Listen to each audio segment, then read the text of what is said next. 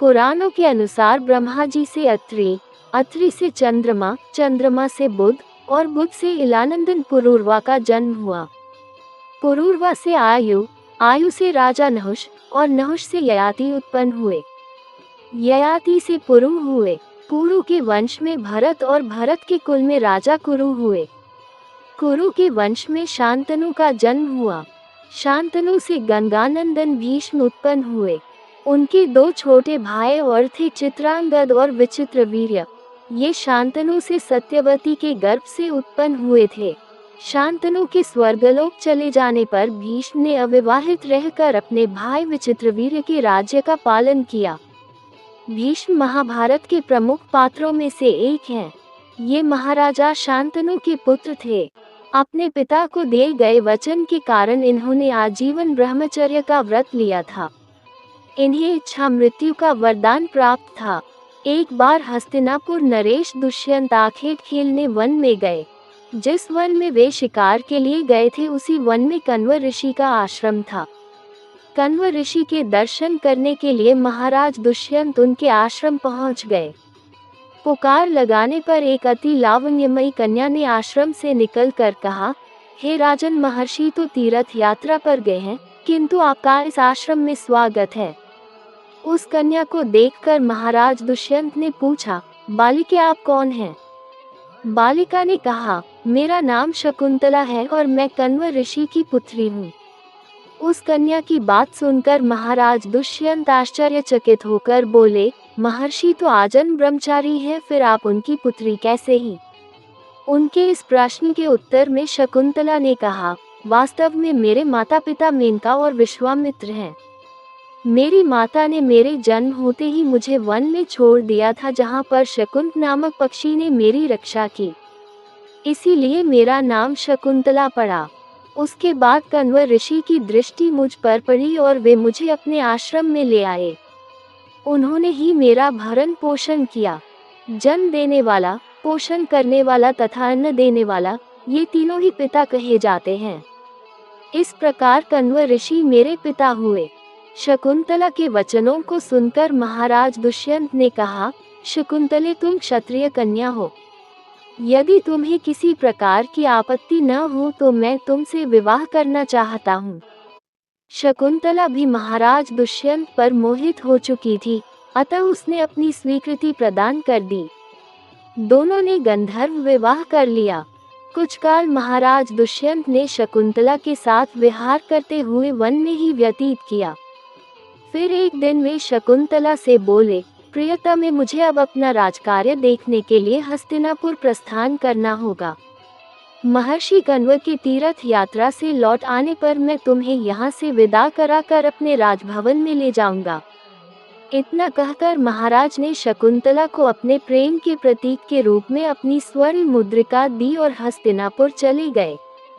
एक दिन उसके आश्रम में दुर्वासा ऋषि पधारे। महाराज दुष्यंत के विरह में लीन होने के कारण शकुंतला को उनके आगमन का ज्ञान भी नहीं हुआ और उसने दुर्वासा ऋषि का यथोचित स्वागत सत्कार नहीं किया। दुर्वासा ऋषि ने इसे अपना अपमान समझा और क्रोधित होकर बोले, बालिके, मैं तुझे शाप देता हूँ कि जिस किसी के ध्यान में लीन होकर तूने मेरा निरादर किया है, वह तुझे भूल जाएगा। दुर्वासा ऋषि के शाप को सुनकर शकुंतला का ध्यान टूटा और वह उनके चरणों में गिरकर क्षमा प्रार्थना करने लगी। शकुंतला की क्षमा प्रार्थना से द्रवित होकर दुर्वासा ऋषि ने कहा, अच्छा, यदि तेरे पास उसका कोई प्रेम चिन्ह होगा तो उस चिन्ह को देख, उसे तेरी स्मृति हो आएगी। महाराज दुष्यंत से विवाह से शकुंतला गर्भवती हो गई थी। कुछ काल पश्चात कण्व ऋषि तीर्थ यात्रा से लौटे, तब शकुंतला ने उन्हें महाराज दुष्यंत के साथ अपने गंधर्व विवाह के विषय में बताया। इस पर महर्षि कण्व ने कहा, पुत्री, विवाहित कन्या का पिता के घर में रहना उचित नहीं है। अब तेरे पति का घर ही तेरा घर है। इतना कहकर महर्षि ने शकुंतला को अपने शिष्यों के साथ हस्तिनापुर भिजवा दिया। मार्ग में एक सरोवर में आचमन करते समय महाराज दुष्यंत की दी हुई शकुंतला की अंगूठी, जो कि प्रेम चिन्ह थी, सरोवर में ही गिर गई। उस अंगूठी को एक मछली निगल गई।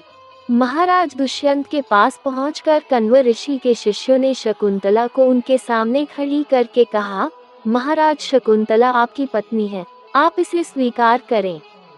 महाराज तो दुर्वासा ऋषि के शाप के कारण शकुंतला को विस्मृत कर चुके थे, अतः उन्होंने शकुंतला को स्वीकार नहीं किया और उस पर उल्टा होने का लांछन लगाने लगे। शकुंतला का अपमान होते ही आकाश में जोरों की बिजली कड़क उठी और सबके सामने उसकी माता मेनका उसे उठा ले गई। जिस मच्छ ने शकुंतला की अंगूठी को निगल लिया था, एक दिन वह एक मछुआरे के जाल में आ फंसी। जब मछुआरे ने उसे काटा तो उसकी पेट अंगूठी निकली।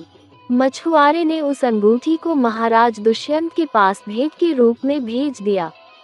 अंगूठी को देखते ही महाराज को शकुंतला का स्मरण हो आया और वे अपने कृत्य पर पश्चाताप करने लगे। महाराज ने शकुंतला को बहुत ढूंढवाया किंतु उसका पता नहीं चला। कुछ दिनों के बाद देवराज इंद्र के निमंत्रण पाकर देवासुर संग्राम में उनकी सहायता करने के लिए महाराज दुष्यंत इंद्र की नगरी अमरावती गए। संग्राम में विजय प्राप्त करने के पश्चात जब वे आकाश मार्ग से हस्तिनापुर लौट रहे थे तो मार्ग में उन्हें कश्यप ऋषि का आश्रम दृष्टिगत हुआ। उनके दर्शनों के लिए वे वहां रुक गए। आश्रम में एक सुंदर बालक एक भयंकर सिंह के साथ खेल रहा था।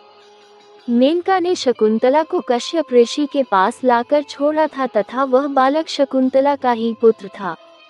उस बालक को देखकर महाराज के हृदय में प्रेम की भावना उमड़ पड़ी।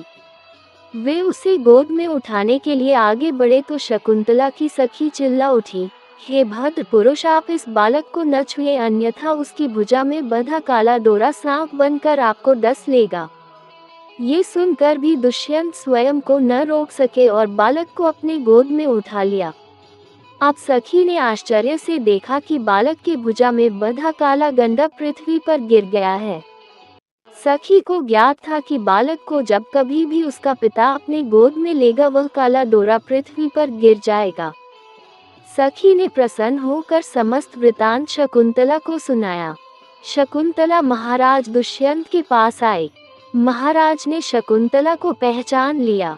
उन्होंने अपने कृत्य के लिए शकुंतला से क्षमा प्रार्थना किया और कश्यप ऋषि की आज्ञा लेकर उसे अपने पुत्र सहित अपने साथ हस्तिनापुर ले आए। महाराज दुष्यंत और शकुंतला के उस पुत्र का नाम भरत था। बाद में वे भरत महान प्रतापी सम्राट बने और उन्हीं के नाम पर हमारे देश का नाम भारतवर्ष हुआ।